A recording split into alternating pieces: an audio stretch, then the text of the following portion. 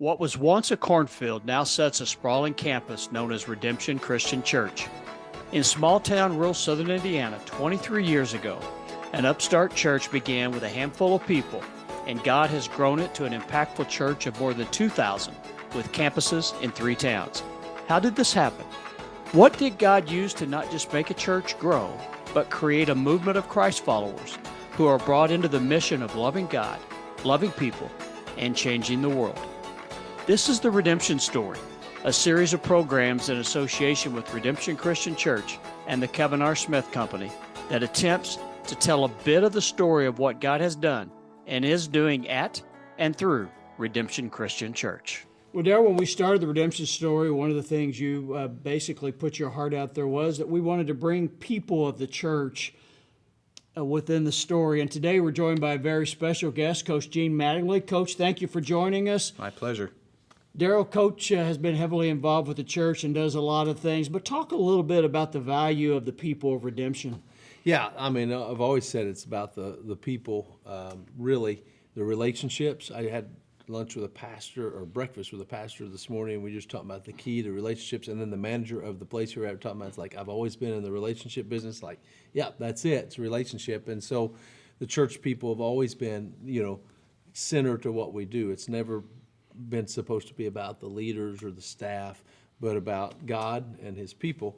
And so just to picture that as I don't know how many years ago it was, but we had this Bible study at 11 o'clock on Tuesdays, and somebody said, hey, could I bring my friend Gene? I had never met Gene. Knew a little bit of Gene's story, and said, sure, bring him on.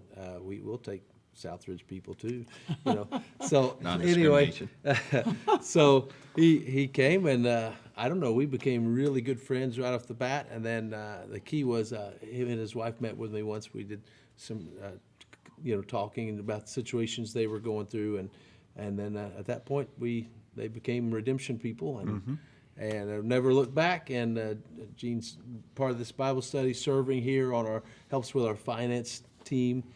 He probably don't want me to say that on camera, but he helps that. They kind of help audit and give advice to our financial director, which then comes back to us about what to do about things. And now involved with leading a grief share, facilitating that grief share. So, he and his wife both serve in our preteen ministry on Sunday morning. So they really are glutton for punishment to serve with that. No, that's a great age group to work with on Sunday morning. So anyway, just involved in a lot of different aspects.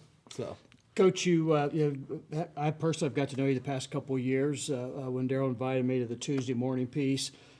You're just a standout individual, best of the best in my book, and the way you represent our Father God is just simply the message that redemption resonates in our communities and beyond with. Talk a little bit about your introduction to redemption and your story from there.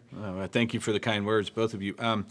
Primarily, I'll kind of piggyback off what Darryl had mentioned. It was not too long after my wife and I lost Lexi, which was our oldest daughter, middle child. And the friend had reached out to me and kind of sent me a text and said, hey, I know you're not doing anything. You're just laying in bed. Get your butt up. Meet me at the Ferdinand Library at 11. And I'm like, no, I don't want to. He was like, no, if you don't meet me there, I'm going to come get you. So finally, he coerced me, if you will.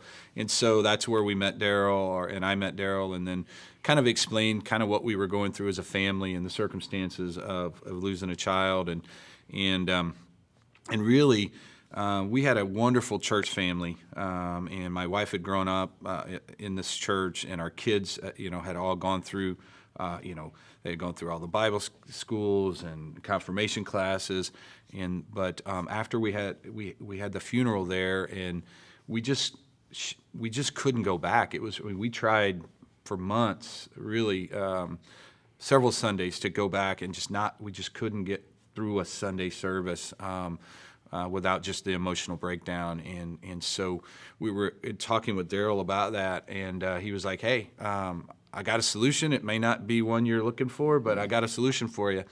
And he said, you come into this entrance, and I'll put a cone out, and you wait till this time, and you park here, and you sneak up the back, and you sit in the balcony, and nobody will know who you are, and the lights will be down, and you won't have to have a lot of interaction because my wife wasn't quite ready for that yet. And he said, okay, when this song comes on, then you can kind of ease out the back door and, and you can kind of get back into being able to worship, in a corporate worship, not just at home. And so we did that for, I don't know, maybe 4 weeks. And then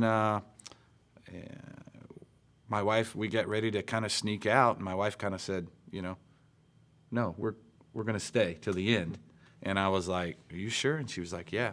And so we stayed through the final service, or final song, and then instead of sneaking out the back door where nobody could see us, we walked down the main staircase into the lobby, and I guess we've been partners ever since. And we want to give back, and we want to honor God with how we live and what we do. And we're going, the Grief Share program's a part of that. We were fortunate enough as a family, Tracy and I went through that, and so we kind of know what the program's about and how it's structured and how much help it is. And so we're super excited to be involved in that and be trying to give back. I think, I don't know exactly the verse, but where it talks about, we're to comfort others as we have been comforted. And I think that's a huge part of what redemption story is about, loving God and loving people. And it's just an additional outreach and ministry that we're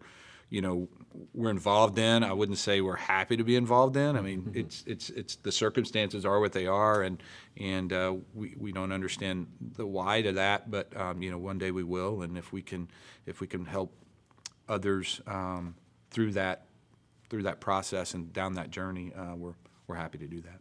Yeah, it's funny you say that. We're not happy about being involved in one of the prayer groups I meet with on Tuesday mornings. At 6:30, get a group of guys, and I told them that we were oversold for the Grief Share, and they're like, it's interesting because you're not excited that you have to have that many people, but you're excited that you get the opportunity to maybe potentially help that many people take that next.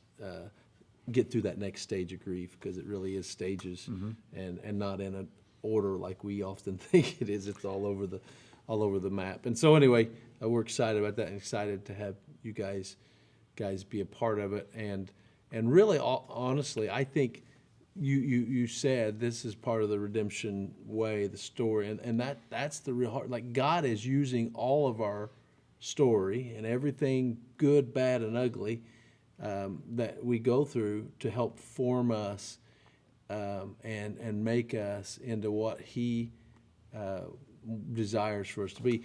How have what you've been through, not asking you to dive in the deep details, but how has what you and Tracy would have been through how's God used that in a way to do different things with you, to help others, to grow your faith, all those kind of things? Yeah, and quite honestly, all of those things, over the last 7 years, we in a situation like that where you're just stripped down to nothing really, from an emotional perspective, and all you have is your faith. And I think a lot of times that's how God wants us, right? He wants us to be so reliant and so dependent upon Him, and then He's freely giving, what we need. And I think from that perspective, He's continued to show us opportunities to show us comfort and peace and strength, really, when you don't really know how you're going to get out of bed because a part of you is gone from this world. And the rest of the world's just going on, and it has to, right? I mean, it has since the beginning of time, and so He's really shown us His power, both from a healing and a comfort, but a strength to be able to move on, and we've been very fortunate enough, both Tracy and I, and even our kids at this point, Peyton and Ella, to be involved in the church and be involved in Emmaus, and really, there's the songs that talk about our mess in a message and our pain into progress and all of those things. It's really played out that way, not by our own more of our own submission than anything else. Yeah, that's it. Just submit to what he's doing, and yeah, it's good. It's good. Coach, you talk about what the Grief Share program just recently have started up in that aspect. You share, with what you and your wife went through in the Grief Share program. Talk a bit, not so much directly your direct experience, but for someone coming in and just starting out, and Daryl said it very well, I think, it's not really an organized outline like you're writing a thesis, it's just all over the place. Talk a little bit about when you first knew, hey, this is helping me. Oh yeah, you're so right. Grief is chaotic, and it's not linear. We like to describe it as it's like watching the waves come in and the tide. Early on, you're waist deep, and the waves come over you, and you can barely breathe. And as you go through the journey, and as you learn more, you just get through it. It's like the waves still come. You're just moving further and further up the shore. So it doesn't. It may come over your head, but it's for a little bit instead of for a long time. And I think the journey itself, that never ends. But as far as when we began being able to talk about and tell our story and really be open and vulnerable with our emotions, and not be so self-conscious about how we were feeling, because a lot of times people, they don't know how, am I going crazy, and am I supposed to feel this, and why is it like this, and so part of the program, and why I was so excited for Redemption to offer it, was it's individualized sessions and sections. And some people are in that, and some people just came out of that, and some people are getting ready to go into that. And so it's very, it's progression, but it's not a linear progression. You're moving through phases, and not everybody's at the same phase at the same time. And I know Tracy and I felt that we were in a parallel. We were driving the same direction, but we were never at the same spot. And I think that was what probably helped us really get through it together, is one could help the other along, while not, and then the other one catches up, and then there's just the different phases. So I'm really excited about that, and for anyone coming into it, it's really you're not crazy. You feel what you feel. There's no feelings that you shouldn't have. And it's just, how do you process that in a healthy way?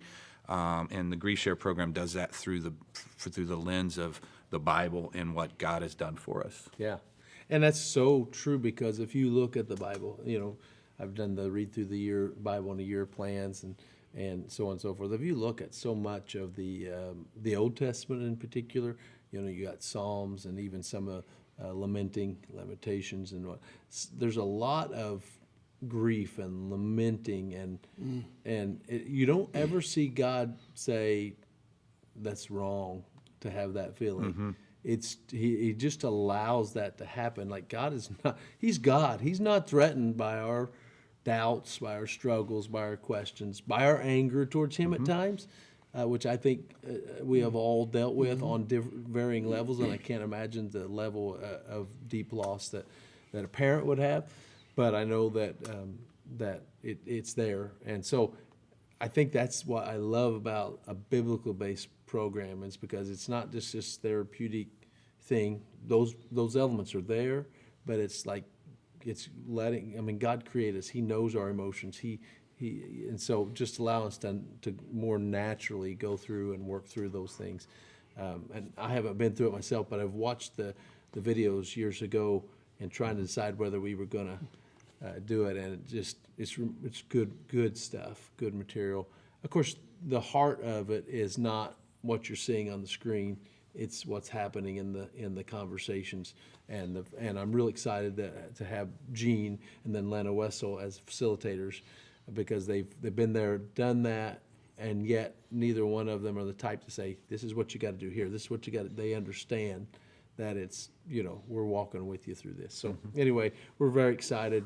I think we're going to see a lot of fruit and healing that comes out of this program. So Coach, we appreciate you taking the lead on that. And the great thing is, Coach Magnet is coming back with us next week, and we'll pick up and talk more about his redemption story. Love you, Great. brother. Love you. Great job. Love you, brother. Thanks Thanks for for having joining me. us. Appreciate it.